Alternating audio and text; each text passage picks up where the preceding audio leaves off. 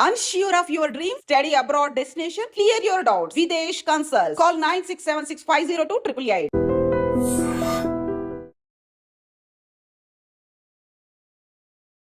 Welcome to I dream. నేను మీ భవ్య.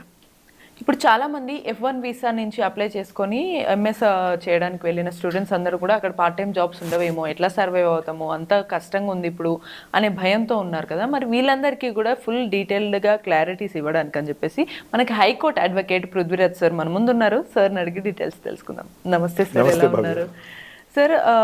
నిజంగా ఈ ఎంఎస్ కోసం అని చెప్పేసి చాలామంది స్టూడెంట్స్ వెళ్తున్నారు. ఒకప్పుడు అంటే అందరు అనుకునే వాళ్ళు ఈజీ అవుతుంది మాకు అని. ఇప్పుడు చాలామందికి ఉన్న క్వశ్చన్ మార్కే అది. ఎంఎస్ చేసి అక్కడికి వెళ్ళిన తర్వాత సర్వైవ్ అవ్వడం ఎలా, అసలు పార్ట్ టైం జాబ్స్ ఉండవు అంటున్నారు, ఎలా ఉండాలి మేము అనే క్వశ్చన్ ఉంది.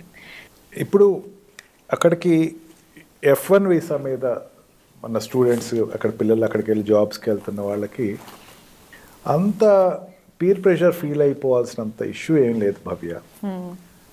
అంటే అఫ్ కోర్స్ ట్రంప్ అన్నది ఈ ఎక్స్టర్నల్ అఫైర్స్ మీద తను తీసుకున్న వీసాస్ మీద కొంచెం స్ట్రిక్ట్గా ఉన్నాడు కదా అని చెప్పి ప్రతిదీ స్ట్రిక్ట్గా ఉంటాడు, ప్రతిదీ మనకి ఇంకా అన్ని ఛాన్సెస్ క్లోజ్ అవుతాయి అనుకుంటే తప్పు. ఇప్పుడు F1 వీసా మీద వెళ్ళిన వాళ్ళకి రెండు రకాల వాళ్ళకి ఈ పార్ట్ టైం జాబ్స్ దొరుకుతాయి వాళ్ళకి. ఒకటి CPT, ఒకటేమో OPT. ఇది లాస్ట్ టైం కూడా ఒకసారి చెప్పుకున్నాం మనం. CPT అంటే కరిక్యులర్ ప్రాజెక్ట్ ట్రైనింగ్. అది అంటే వీళ్ళు చదువుతున్నప్పుడే ఆ కాలేజ్లోనే కరికులం ఉంటుంది. OPT అంటే కనుక ఆప్షనల్ ప్రాక్టికల్ ట్రైనింగ్. ఆ OPT అన్న దాంట్లో వీళ్ళు ఏంటంటే విత్ ఇన్ క్యాంపస్లో అనేకమైన జాబ్స్ ఉంటాయి. మనకి ఈ యూనివర్సిటీస్ అన్నవి మన ఉస్మాన్ యూనివర్సిటీ లాగానో లేకపోతే ఇంకొక ఆంధ్ర యూనివర్సిటీ లాగానో అట్లా ఉండవు అక్కడ universities. Universities are with billions of dollars. అంటే ఇప్పుడు నేను ఏదైనా సంపాదించాను అనుకోండి, నేను ఏదైనా సంపాదిస్తే అమౌంట్ ఎవరికి ఇస్తాను? నేను జనరల్గా ఇంట్లో నా పిల్లలకో భార్యకి. అక్కడ అట్లా ఇవ్వరు. వాళ్ళు తీసుకెళ్ళి వాళ్ళు చదివిన యూనివర్సిటీస్కి ఇచ్చేస్తారు. బిలియనీర్స్ అట్లా చాలామంది కొన్ని వేల కోట్లు లక్షల కోట్లు ఇచ్చేస్తారు వాళ్ళకి. అందుకే యూనివర్సిటీస్ సెల్ఫ్ సఫిషియెంట్. అక్కడ వాడు ఏమనుకుంటాడంటే వాడు ఏదో ఒక చిన్న కష్టం పడతాడు. ఆ కష్టం పడుతున్నటువంటి స్పియర్లో ఉండేటువంటి జోన్ ఎవరు పడకూడదంత ఆస్తి ఇచ్చేస్తాడు. అవన్నిటితోటి OPT ప్రోగ్రామ్స్ డిజైన్ చేస్తారు. అందుకని ఎంప్లాయ్మెంట్ ఇష్యూకి వచ్చేసరికి ఏ యూనివర్సిటీస్ కూడా OPTని డిస్క్రైబ్ చేసేటువంటి ఆలోచనలు ఉన్నాయనుకుంటే అది తప్పని చెప్పచ్చు. OPT ప్రోగ్రామ్ అంటే మనకి మెయిన్ ప్రాబ్లం ఏమొస్తుందంటే మన పిల్లల్ని ఇక్కడి నుంచి తయారు చేసేటప్పుడు అక్కడికి వెళ్ళి నువ్వు ఏ పనైనా చెయ్యాలి. Of course I'm not telling that house keeping job తప్ప ఏ జాబ్ అయినా నువ్వు రెడీ అవ్వాలని ప్రిపేర్ చేసి పంపించకపోవటం ఒక తప్పు. ఫస్ట్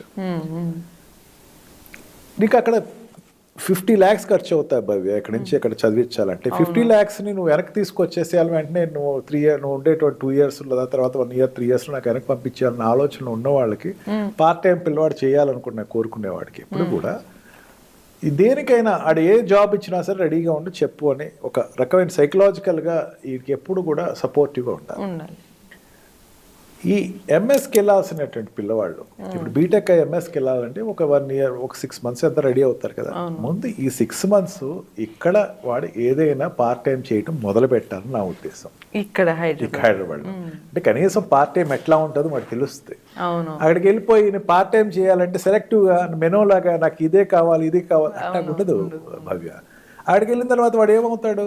నేను చాలా మంది చూస్తున్నాను కాబట్టి చెప్తున్నాను. ఏదో జాబ్ ఇస్తారు, ఆ జాబ్ వీడికి నచ్చని దానికి వీడు ఏదో ఫీల్ అయిపోతాడు, చాలా లో ఫీల్ అయిపోతాడు. నేనేంటి, నేను ఎంత జమీందారుని, నేను ఏంటి పని చేస్తున్నాను, ఇక్కడ బేకరీలో పని చేస్తున్నాను, ఏంటి నాకు ఈ పద్ధతి అని ఒక రకమైనటువంటి పర్వర్షన్లోకి వెళ్తాడు. అక్కడ మనకి ఈ కాలేజ్ తోటి ఎక్కువ సంబంధాలు అంటే ఇప్పుడు ఇక్కడ క్లాసెస్ బంక్ కొట్టడం అన్నది కామన్. ఇంజనీరింగ్ స్టూడెంట్స్ అలా బంక్ కొట్టి బయటకి గాలి తిరగటం అనేది కామన్.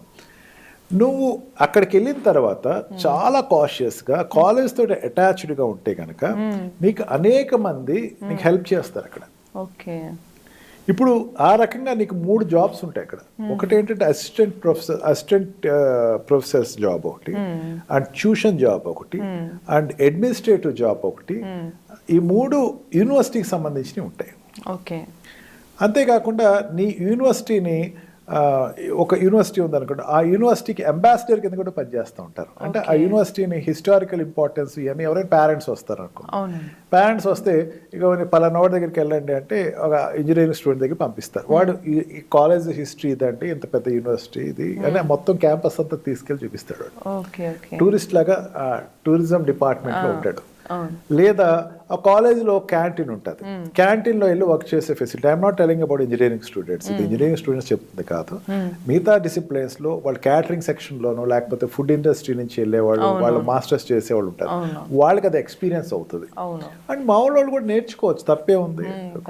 ఫుడ్ చేయటం అనేది డిగ్నిటీ ఆఫ్ లేబర్ ఉన్నప్పుడు ఏ వర్క్ చేసినా తప్పులేదు.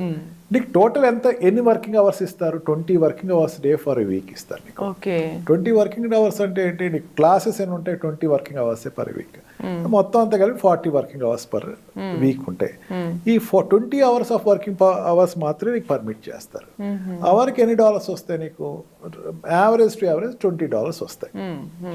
ఈ $20 తోటి ఈ 20 అవర్స్ నువ్వు వర్క్ చేసి నువ్వు సంపాదించుకుని దాన్ని ఇంటికి పంపించుకున్నావు, సేవింగ్స్ చేసుకున్నావు. తర్వాత ఈ ఎంఎస్ అయిపోయిన తర్వాత నీకు ఏదైనా కొంచెం జాబ్ రావటం కొంచెం లేట్ అయినా సరే అది నీకు హెల్ప్గా ఉంటుంది. లేదా సేవింగ్స్లో నువ్వు ఫైనాన్షియల్గా ఇక్కడ నుంచి నువ్వు పేరెంట్స్ నుంచి ఏమైనా ఈ ఇన్స్టిట్యూట్స్ నుంచి నువ్వు ఏమైనా అప్పు తీసుకొచ్చి చదువుకుంటానికి వస్తే కనుక రీపే చేయడానికి ఆస్కారం ఉంటుంది.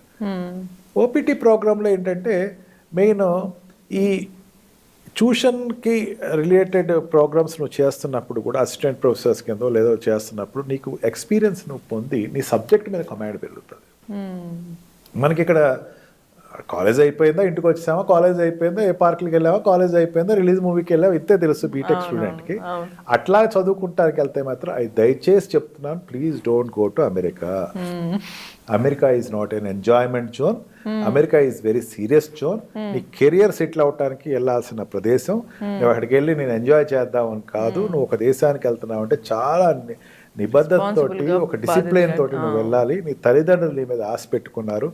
మీ తల్లిదండ్రులు కూడా చెప్తున్నాను, నాకు ఓపీటీ రాలేదండి అని చెప్తే నాకు ఇవాళే ఒక ఫోన్ కాల్ వచ్చింది ఒక పేరెంట్ నుంచి. మా వాడికి అందరికీ వచ్చేస్తుంటే మా అబ్బాయికి ఓపీటీ రాలేదండి. అందరికీ వన్ ఆఫ్టర్ అదర్ అందరికీ వస్తుంది. అక్కడే రాజకీయాలు ఉండవు, అక్కడేమి గివ్ అంటే ఎవరో పొలిటీషియన్స్ వచ్చేసి మా వాడు ఓపీటీ కావాలని ఏం చెప్పరు. అందరికీ సీరియాటంగా వస్తుంది, వరి అవ్వాల్సిన అవసరం లేదు.